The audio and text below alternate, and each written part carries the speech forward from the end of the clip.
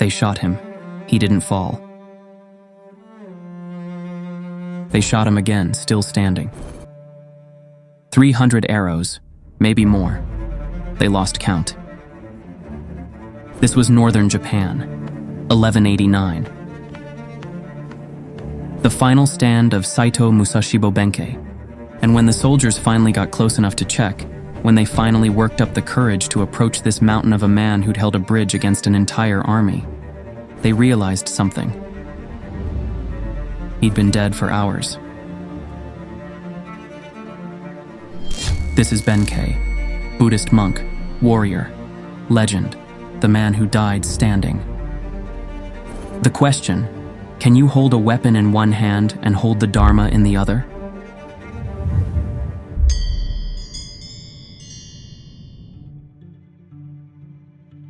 Before Benkei refused to fall in death, he refused to fall in life, starting with the day he was born. From the beginning, Benkei didn't know how to stop. Born with teeth and hair after 18 months in the womb. His own father attacked him, called him a demon. Benkei survived. They sent him to Mount Hiei to become a monk. Maybe the monastery could tame whatever this thing was. But Mount Hiei wasn't a place of peace. It was a place of power. The monks there, called Sohei, warrior monks, had armies. They burned rival temples. They marched on Kyoto. They threatened emperors. Buddhism in Japan had become politics, and politics needed soldiers. Even by Mount Hiei's standards, though, Benkei was too much, too wild, too violent.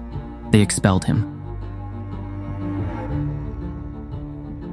So he wandered Japan for years, Yamabushi, mountain hermit, holy man, trying to achieve enlightenment through isolation.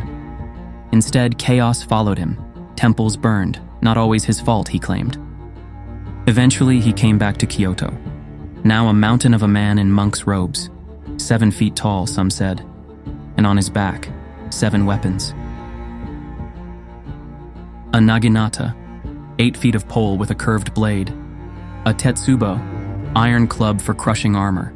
An axe, a mallet, a sickle, a rake, a saw. Not a monk's tools, a soldier's. A monk with 7 weapons is already a contradiction. His new goal, collect 1,000 swords from unworthy samurai by defeating them in combat, one by one. Night after night, he stood at a bridge in Kyoto. Legends call it Gojo Bridge. He challenged every warrior who crossed. Sword number 993 came from a Taira samurai. Thought he was quick, thought wrong. Benkei's naginata caught him mid-dodge. The man's sword clattered to the stones. Some he defeated and disarmed, others didn't walk away. Number 993. By the time Benkei collected 999, Kyoto knew his name, knew to avoid the bridge after dark, knew that the monk with 7 weapons didn't lose. 990, 995, 998, 999. One more sword to complete his vow. Benkei had never fallen, not to an opponent, not to his conscience.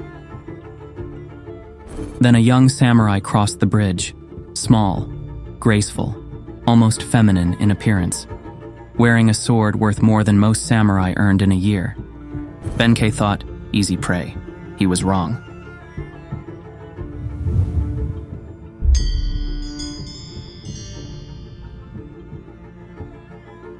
Yoshitsune was half Benkei's size. It shouldn't have been close. Benkei swung his naginata, 8 feet of wood and steel, a weapon that had bested 999 warriors. Yoshitsune moved like mist through trees, visible, unreachable. Every strike missed, every counter landed. Benkei swung again, and again. Everything he had, size, strength, years of training, rage at being made to look foolish. Nothing connected. Then it was over. For the first time in 999 duels, Benkei lost. Some stories say he tried again the next night, lost again. Finally, Benkei understood. This wasn't a man he could defeat. This was a man worth serving. He knelt. "Let me follow you." Yoshitsune didn't need him. He had warriors. He had family connections. He had a brilliant tactical mind. But Benkei didn't offer to serve. He offered to die. And offering to die for someone, eventually, they take you up on it. The 1,000 swords he'd promised himself. Forgotten. He had something he couldn't let go of now. Someone. The duel happened sometime in the late 1170s, maybe 1178, maybe earlier.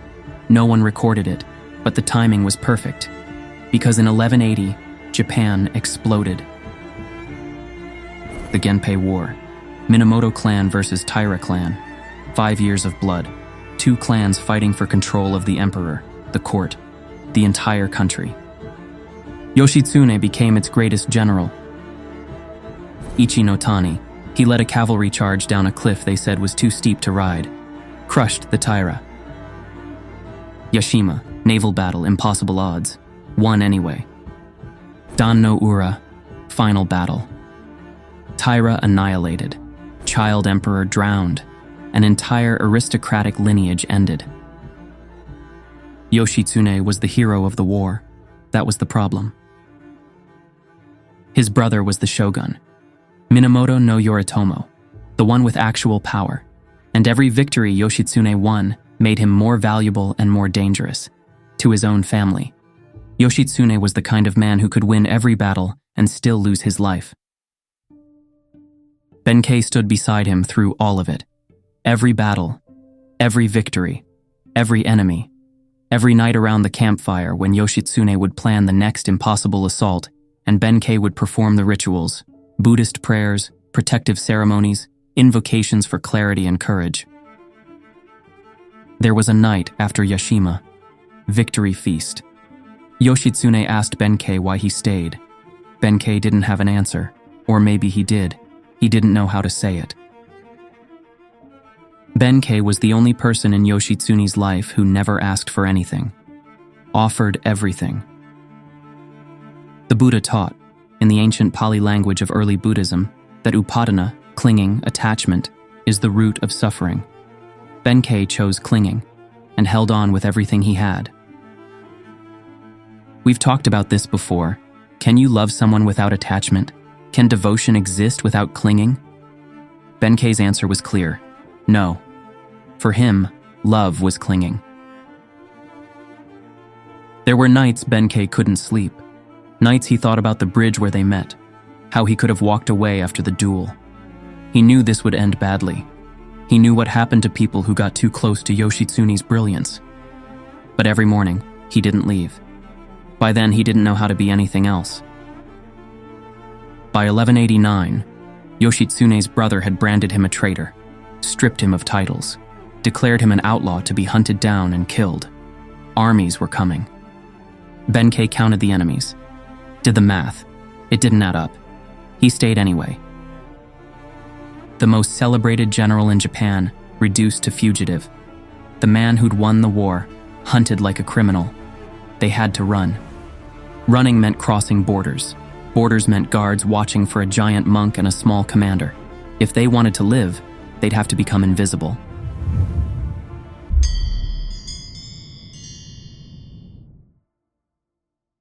To prove you're not a lord and his bodyguard, you do the one thing no bodyguard would ever do.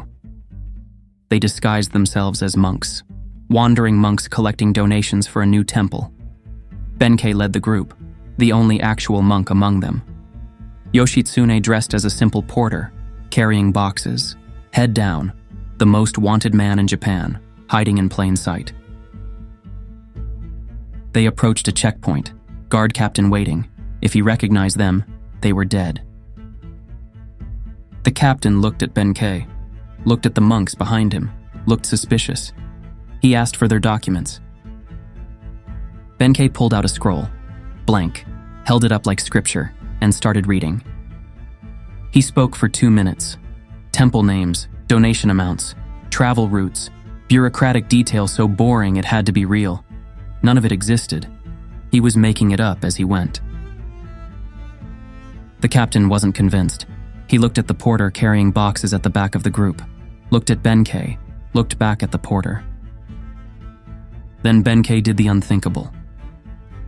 He struck Yoshitsune with a stick, called him lazy, slow, worthless, told him to move faster, work harder, stop embarrassing the group, beat his own lord in front of enemy soldiers.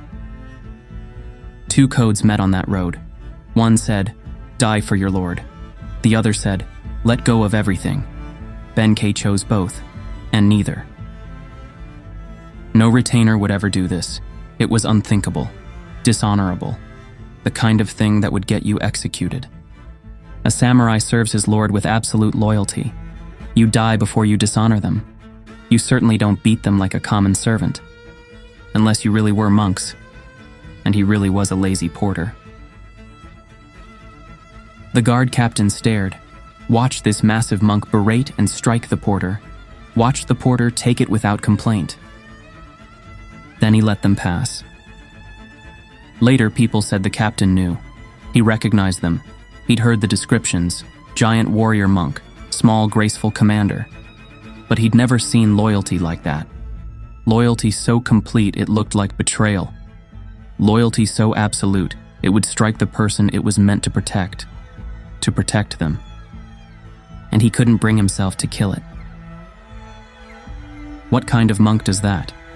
What kind of Buddhist chooses loyalty over everything Buddhism teaches about non-attachment, about letting go, about the impermanence of all relationships? They made it through the checkpoint, found shelter with a friendly lord, Fujiwara no Yasuhira, who gave them refuge in his northern estates. For a while, it seemed like they might survive. For a while, Benkei could breathe. Then the lord died. His son, terrified of the shogun's wrath, terrified of what would happen if he was caught harboring traitors, betrayed them, sent word to Yoritomo, received promises of land and protection in exchange. An army arrived at the gate, hundreds of soldiers, sent to kill Yoshitsune and anyone with him. Years ago, Benkei had met Yoshitsune on a bridge. Now he'd die on one. He'd brought 7 weapons to Kyoto years ago. Now he carried only one.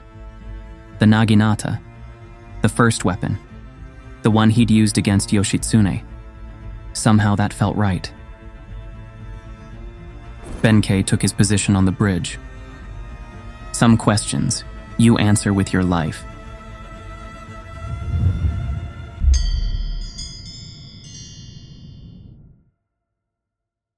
"300 men. That's how many they say he killed, but that number isn't why we remember him. 1 man, 1 bridge, an army on the other side. Inside the compound, Yoshitsune was dying, not by enemy swords, by his own hand. Seppuku, ritual suicide, the honorable death. He wrote his final poem, said his prayers, positioned the blade.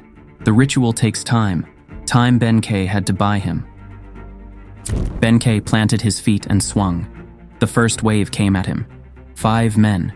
The naginata cut through them like grain. More came, more fell. They tried rushing him in groups. He broke them apart. They tried flanking around the sides. He repositioned, covered every angle, and they couldn't get close. Too dangerous, too skilled. So they used bows, shot him from a distance. 1 arrow hit his shoulder. He kept fighting. 2 more hit his chest. Kept fighting. 10, 20, 50. An arrow went through his throat. He kept swinging. Another took his eye. Kept swinging. Blood running down his armor now. Arrows sticking out of him. He'd never fallen to an opponent. He'd never fallen to his conscience. He wouldn't fall to death either. At some point, he knew he was already dead. The body hadn't figured it out yet. 1 soldier tried to grab the naginata from Benkei's hands. Benkei, already dead, swung. Reflexive, muscle memory. The body still defending even though the mind was gone. The soldier fell. That's when they stopped approaching, started shooting from farther back. His heart stopped. Brain stopped processing. Lungs stopped drawing breath. But his body didn't get the message. They stopped seeing a man. They started seeing something that wouldn't end. Hours passed. The soldiers had stopped advancing, stopped shooting. They waited, watching this thing that should have fallen. Finally, someone worked up the courage to approach. He was still standing, feet planted, naginata gripped in both hands like he was mid-swing, over 300 arrows in his body, torso, arms, legs, through his face, his neck. Some had gone completely through and stuck out both sides. His father had called him a demon at birth. Standing there with 300 arrows, maybe he was right. There's a Japanese phrase for this, tachi ojo, standing death, meant to be myth, not history. Benkei made it real. The Zen master Takuan Soho wrote about Fudoshin, the immovable mind, the state where the mind doesn't stop, doesn't attach, doesn't freeze. It flows, responds, becomes, total presence, complete commitment, where thought and action become one thing. Was that what Benkei achieved? A mind so immovable that even death couldn't move it? Or was he simply a man so trapped in samsara, the cycle of attachment and suffering, that even death couldn't break him free? When they finally approached, one soldier reached out and touched him. Benkei's body collapsed, all at once. Gone. Benkei had stood long enough to give Yoshitsune time to complete the ritual. When the soldiers entered the compound, they found Yoshitsune already dead, the ritual complete, the death poem written. Benkei had given him what he needed, time to die with dignity. And when Yoshitsune died, there was nothing left for Benkei to return to. So he didn't. From the beginning, Benkei didn't know how to stop. On that bridge, he finally did. 800 years later, we're still telling this story. Not because it has an answer, because it won't let us look away. In Japan, Benkei never died, not really. They paint him in ukiyo-e prints, perform his story in kabuki theaters, tell his legends to children. He's in art, folklore, literature, everywhere. Because some stories don't end. They just keep asking their question louder.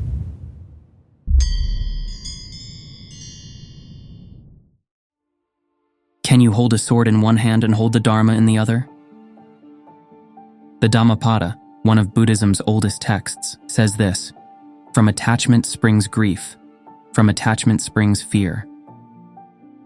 Benkei chose attachment and held on with everything he had, to Yoshitsune, to his promise, to standing when he should have fallen. Buddhism teaches nonviolence, ahimsa, the first precept, the foundation of the entire practice. Benkei lived and died by the blade, killed hundreds, maybe thousands.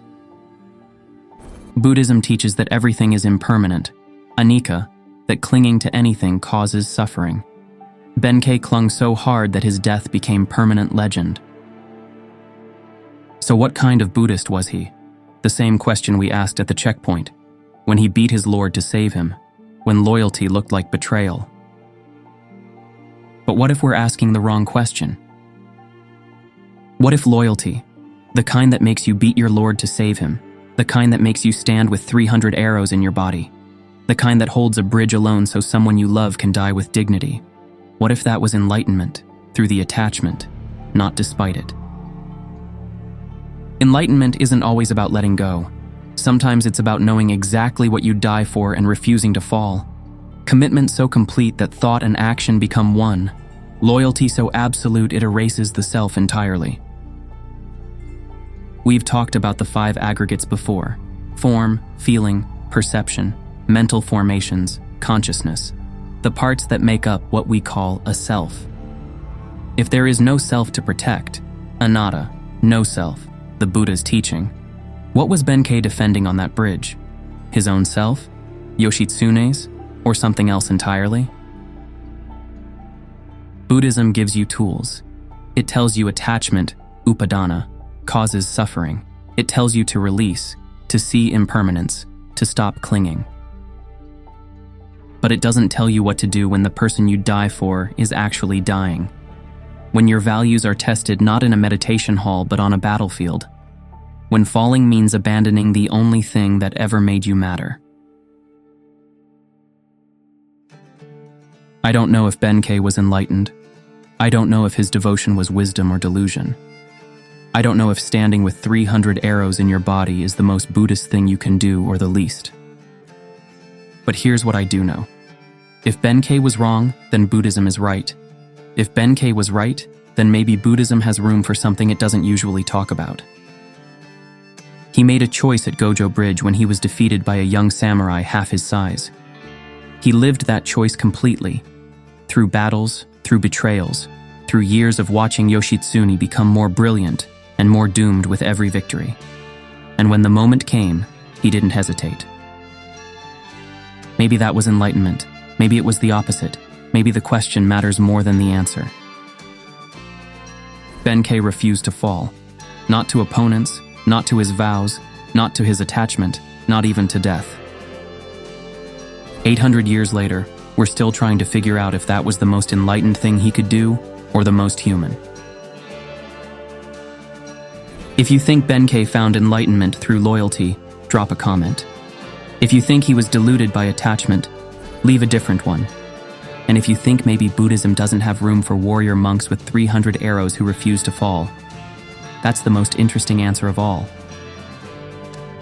Hit subscribe for more stories that don't give you easy answers. Because Buddhism isn't about easy answers. It's about better questions.